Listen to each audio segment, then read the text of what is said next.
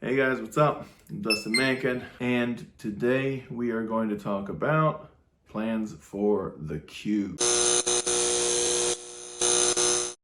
Now, last week I did the reveal on the Cube, and I did tell you I had some plans. We took a little bit of a quick walk around in the goodie room right here behind me, and I said I'd get into a little bit more of it later, and I would like to discuss in a little bit more detail today plans for the Cube. I don't have any of the drawings with me today that I had made, kind of like detailing what I want to do. And that's okay, because we'll kind of get to that as we get to different parts of the project. But today, I just want to give you guys a little bit of an idea as to where we're going with this thing. When I was originally in Japan and we were talking about possibly coming back to America, I started looking around at what I wanted to do. And I really got a feeling for the VIP cars. You know, I had the 180 in Japan, and I kind of needed something that I could use a little bit more for a daily driver. And I thought a VIP car might work well. I know it's lowered and they're kind of hard to drive a little bit of everywhere, but if you did do an air ride system or something in that, you could remedy that and you could actually go where you needed to and still be pretty functional. They're nice, they're comfortable.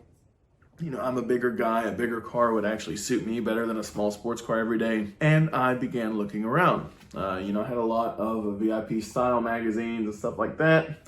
So I was thinking maybe along the lines of getting like an Infiniti Q45 or something, like something a little bit older, something easier to work on without so much computer stuff, you know, just the right amount of computer stuff. And looking at this president on here really helped inform that decision, because I was thinking while I was in Japan, if I was going to get a container to ship all of our stuff home, I would just go ahead and find a President front end and ship that back with me when I came. I'm kind of glad that didn't work out in the long run, because I ended up not using a container to ship stuff home. I ended up using a postal service, and a friend of mine helped me out with that. So some of this stuff was still ridiculous getting some stuff home. But we'll get to that here in a little bit. So anyways, like I had kind of dug the VIP style, and when I had my original Cube in 2009, before I went to Japan, I kind of wanted to do something like stancy / classy, but you know, I couldn't get any of the aero that I liked in Japan. There was a lot of products in Japan that you could get, but it was expensive to ship over, stuff like that. And you know, I was on a budget. I was paying a car payment and everything at that time on the Cube itself, and I didn't have a chance to. Now, fast forward, you know, 10, 11 years later, there is some used stuff on the market. The car, when I came back to America, would be used. In between looking at the parts for newer model Infinitis that I had also thought about, and replacement parts for the Cube.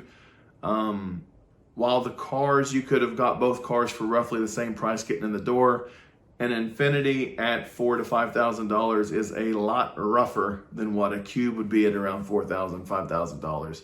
And you know, like for instance, on the one that's what is it? I think it's supposed to be the SEMA, and had the Gatling gun headlights. Was it a Q50, F50, something like that? Sorry, I forgot. I did a lot of research like at the time, and then that's been a while back, and I've forgotten. But anyways, like I do remember that the console for that was $300, and most of the ones you can get for $4,000, the interior looked well lived in, and you would have to replace a lot of stuff. And I made the decision that I didn't want to spend that much money bringing stuff back to a really nice condition. And I went back to the old classic Nissan Cube. So the Cube really cannot be a VIP car by definition, because it's just not. Like, it's an econo box. And I got to thinking, like, how can I get that kind of styling that I wanted to do and still like not look like one of these guys that's just throwing the word VIP around and stuff without actually respecting the culture and stuff like that. And an issue of Style Wagon caught my eye at the newsstand, and I thought, you know what, there's a lot of elements. Like when you go through this book, there's a lot of elements on these things that seem similar to VIP. Like, I mean, look at this van sitting on Garson wheels.